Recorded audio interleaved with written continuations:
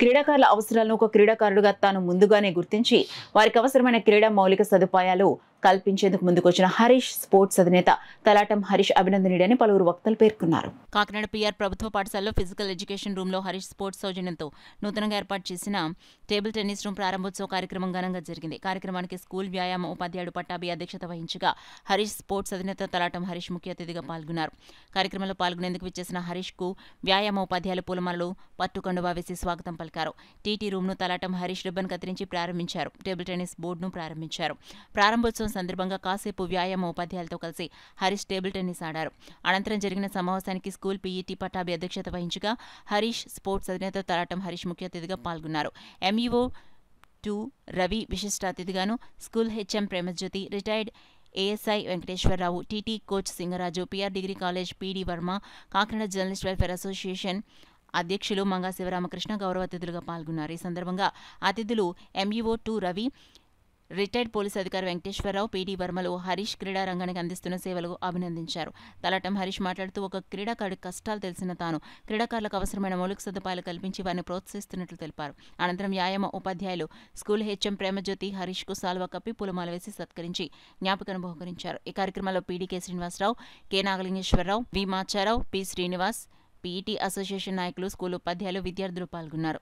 పెద్దయినా సరే ఎవరైనా సరే స్పోర్ట్స్ దాంట్లో మాత్రం ఏ ఫెసిలిటీస్ లేకపోయినా ఇండివిజువల్గా అతనికి ఏం లేకపోయినా అది చెయ్యాలనేది నాకు ఇష్టం. ఆ కుర్రోళ్ళు ఎవరైనా సరే స్పోర్ట్స్ అని కబడ్డీ కానీ, క్రికెట్ కానీ, వాలీబాల్ కానీ ఏ గేమ్ అయినా సరే నేను చేస్తూనే ఉంటాను. చాలా మట్టుగా వాళ్ళు మాత్రం నాలాగా ఉండకూడదని ఉద్దేశం. ఎందుకంటే నేను చాలా ట్రబుల్ ఫేస్ చేసిన టైంలో నాలాగా ఉండకూడదు. ఏ క్రికెట్ అయినా సరే ఏ గేమ్ అయినా సరే నేను స్పోర్ట్స్ మాత్రం ఎంకరేజ్ చేస్తూనే ఉంటాను.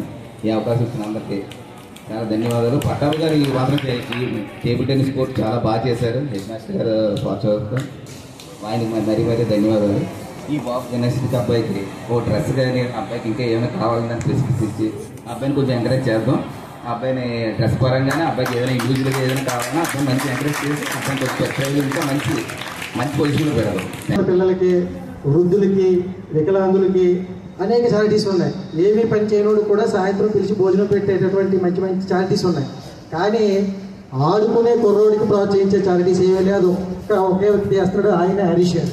ఈ సందర్భంగా నేను ఎందుకంటే క్రీడాకారులు చాలా ముందుకు రాదు. ఏ పని చేయనోడు కూడా సాయంత్రం పొలం బయటకి ఆయన ఆనందింపజేసే చారిటీస్ ఉన్నాయి. కానీ క్రీడాకారుల కోసం ఎక్కడా చారిటీ లేదు. అది ఎవరికి తెలుసు అంటే ఒక్క క్రీడాకారుడికి మాత్రమే తెలుస్తుంది. ఆ బాధ ఏంటన్నది, ఆ ఎఫర్ట్ ఏంటన్నది క్రీడాకారులకు మనకు ఏదో చేయాలని ఈ సందర్భంలో ఆయన మరి ముందుకు వచ్చి క్రీడాకారులను ప్రోత్సహిస్తున్నటువంటి హరీష్ గారికి మా పాఠశాల తరఫున, అట్ ది సేమ్ టైం తూర్పుగోదావరి జిల్లా కో అసోసియేషన్ తరఫున ప్రత్యేక ధన్యవాదాలు తెలియజేసుకుంటూ ముందుగా పాఠశాల ప్రధాన